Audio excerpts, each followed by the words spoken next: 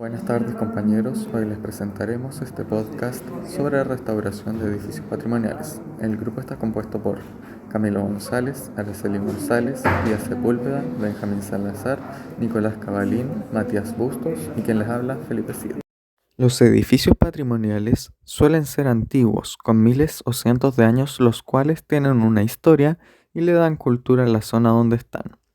Chile cuenta con una gran variedad de edificios patrimoniales, dentro de los cuales destacan la Universidad de Chile, las oficinas salitreras de Humberstone y Santa Laura, la Catedral de San Marcos, entre otras edificaciones. A partir de lo que puede ocurrir con el calentamiento global, se está fomentando la construcción ecosustentable, de las cuales tienen ciertos parámetros como el ahorro de energía eléctrica, el ahorro de gas, azoteas verdes y la captación de aguas pluviales. Algunos edificios se han destruido por el tiempo, desastres naturales, incendios, entre otras causas. A diario se destruyen casas y edificios de madera de alto valor patrimonial. Hay personas que se dedican a desarmar estas casas para vender la madera, pero también hay proyectos los cuales buscan reconstruir o remodelar los edificios dañados para que recuperen su significado.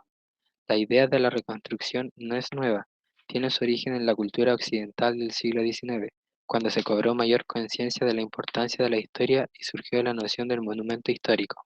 Pero el dilema persiste, ¿hay que reconstruir los monumentos o no? La rehabilitación de edificios antiguos es complicada, ya que una remodelación incluye realizar la revisión de sistemas mecánicos, eléctricos y estructurales, para determinar si la remodelación implica un cambio en esto, ya que la construcción es responsable de una gran parte de impacto ambiental. Este impacto está relacionado con la extracción de materias primas, la producción y el transporte de materiales, y su construcción como tal.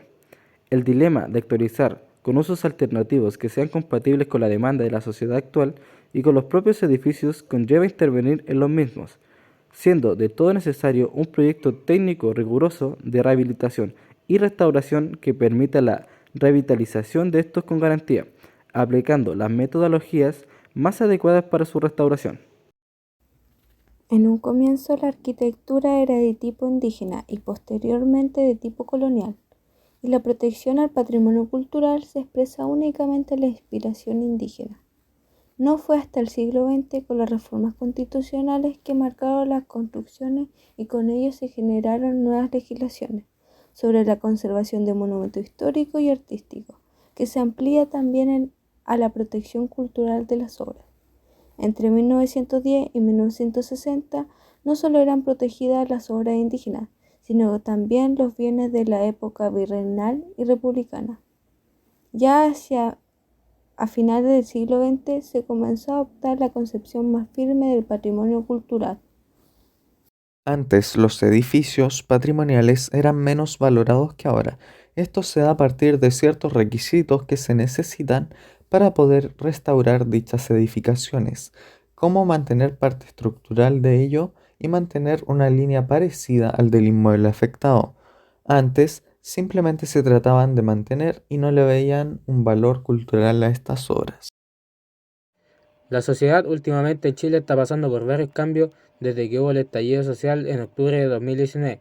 Por ende, la sociedad se mantiene en constante movilización y manifestación, y estas no siempre son pacíficas, lo que genera conflicto entre manifestantes y fuerzas especiales, saqueo a la propiedad privada, escombros en las calles, como por ejemplo la quema de neumáticos, bombas molotov, pequeñas planchas de madera, etc. Esto perjudica completamente a la realización de una remodelación de algún edificio patrimonial, ya que al estar la sociedad en constante movilización, los manifestantes pueden hacer ingreso al patrimonio y podrían generar la paralización completa de la obra, realizar daño al patrimonio o, en el peor de los casos, la quema del patrimonio. Por otro lado, el alza de los precios de los materiales de la construcción, más el alza de los precios del combustible e incluyendo el famoso paro de camioneros, que genera desabastecimiento en algunas de las zonas del país, lo que hace que la obra sea más lenta y de alto costo. La restauración arquitectónica consiste en la recuperación y conservación de obras construidas, algunas de gran importancia y valor histórico. Un ejemplo actual de la restauración de un patrimonio en Chile es el Palacio Subercaseaux, ubicado en Valparaíso, que luego de una explosión quedó en la ruina.